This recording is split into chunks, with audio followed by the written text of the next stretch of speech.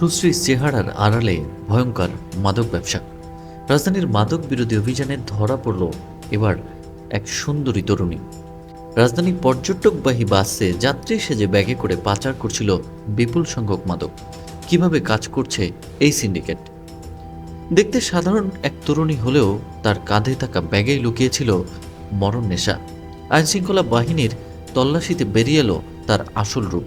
গোপন সংবাদের ভিত্তিতে চালানো এই অভিযানে উদ্ধার করা হয়েছে তার কাছ থেকে বিপুল পরিমাণ উচ্চ মূল্যের মাদকদ্রব্য।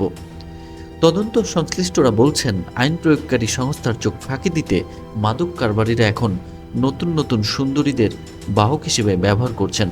তারা মূলত রাজধানীসহ দেশের বিভিন্ন প্রান্তে মাদকের চালান পৌঁছে দেওয়ার কাজ করেন।